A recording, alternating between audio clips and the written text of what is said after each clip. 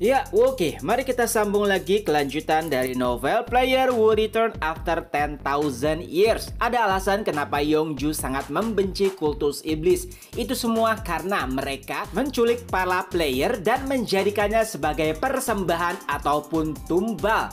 Dan salah satu anggota Yongju telah menjadi korban. Yongju juga bertanya apakah agen mereka telah menyusup ke markas utama musuh. Dan Hwayong pun menjelaskan, aku tidak yakin.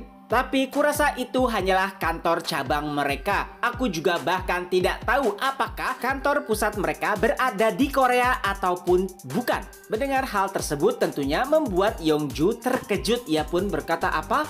Jangan bilang jika mereka merupakan organisasi yang tersebar di seluruh dunia. Dan Hwayong pun menanggapinya. Melihat bagaimana pergerakan mereka, nampaknya itu benar. Tentunya itu membuat Yongju sakit kepala. Lalu Hwayong pun sedikit menyinggung. Apakah kau menjadi seperti ini karena anak itu? Anak itu yang dimaksud adalah seseorang yang telah menjadi korban kultus iblis. Lalu Yongju pun kembali menanggapinya. Tolong jangan bahas itu lagi. Jadi di mana kalian akan bertemu?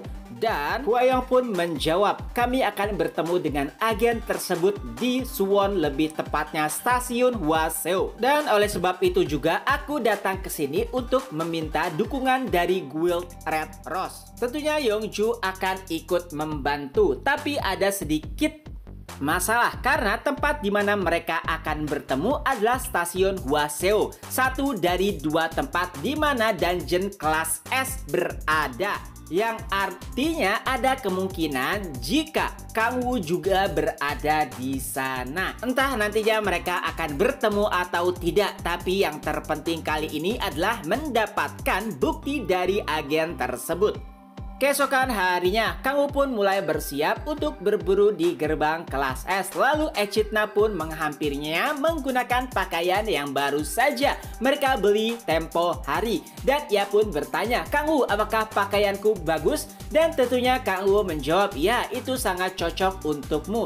Lalu Echidna pun mulai berlari ke arah Hansul. Lalu ia pun berkata, Hansul, terima kasih. Menurut Kang Woo, pakaian ini sangat cocok untukku.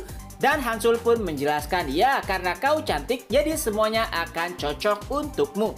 Setelah bersiap, Kang Woo pun berkata kepada Hansul, baiklah aku akan pergi berburu dengan Echidna. Sebetulnya Hansul iri karena ia juga ingin berburu dengan Kang Woo, akan tetapi ia juga sadar bahwa kekuatannya masih jauh tertinggal. Lalu Kang Woo juga bertanya, Hansul, bukankah hari ini kau juga ada perburuan?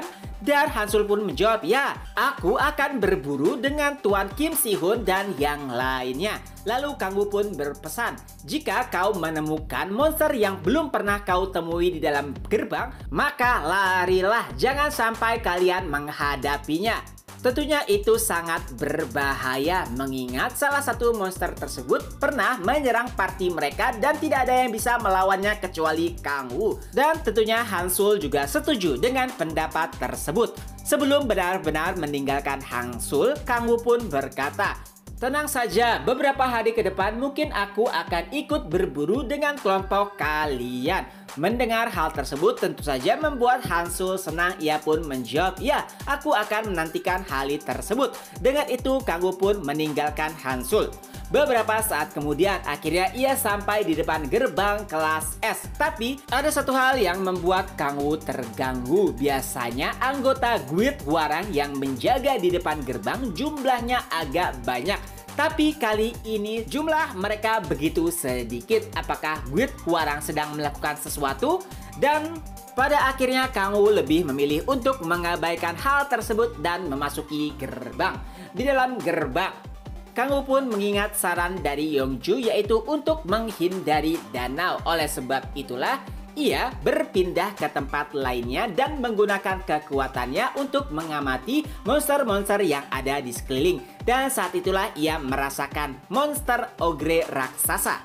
Lalu ia pun meminta Echidna untuk mendukungnya dari belakang, akan tetapi jangan menggunakan bentuk tubuh aslinya. Memang benar, jika Echidna berubah menjadi naga, maka semuanya akan lebih mudah. Akan tetapi itu akan menarik banyak monster lainnya dan akan merepotkan. Lalu Kang Wu pun mulai menggunakan kekuatannya untuk memancing monster ogre tersebut. Dan akhirnya pertarungan pun dimulai antara Kang Wu melawan monster ogre sebesar 5 meter. Dan seperti yang diharapkan oleh Kang Wu, saat ini masih sulit baginya untuk menghadapi monster kelas S seorang diri. Oleh sebab itulah ia membutuhkan kekuatan sihir dari Echidna.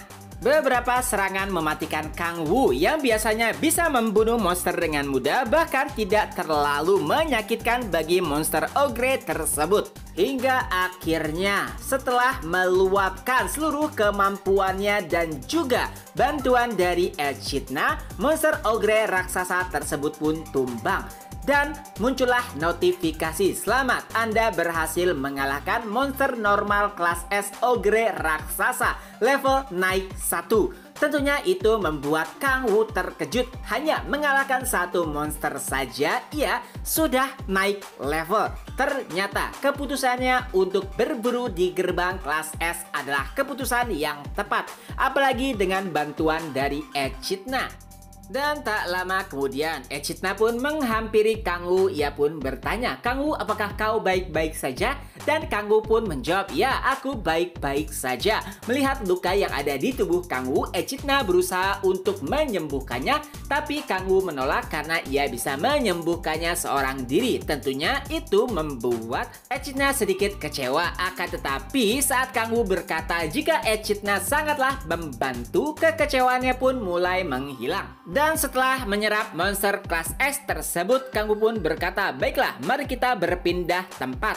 Tapi tiba-tiba sekelompok wyvern pun mulai mendekat ke arah mereka. Walaupun wyvern bukanlah makhluk kelas S, akan tetapi mereka sangat berbahaya karena mereka menyerang dengan berkelompok. Dan benar saja, kali ini kurang lebih ada 30 monster wyvern. Monster-monster tersebut pun mulai mendekat ke arah Kang Wu. Dan ia pun mulai memegang Echidna dan salah satu monster tersebut merobek baju yang digunakan oleh Echidna. Pada awalnya Kang Wu ingin melarikan diri, tapi nampaknya Echidna berubah menjadi sangat kesal. Karena baju yang ia gunakan saat ini adalah baju yang disukai oleh Kang Wu. Oleh sebab itulah Echidna mulai berubah ke bentuk aslinya menjadi naga besar. Sontak sekelompok wyvern yang awalnya menyerang mereka berubah menjadi sangat ketakutan. Hanya dalam satu gerakan saja seluruh monster tersebut pun dibabat habis. Kang Wu yang melihat kekuatan Echidna pun mulai bergumam. Nampaknya kali ini ia jauh lebih kuat dari apa yang aku bayangkan. Chapter pun berakhir. Nah, itulah kemungkinan kelanjutan dari novel Player Who Return After 10,000 Years. Semoga terhibur. Ketemu lagi di next video. Bye-bye.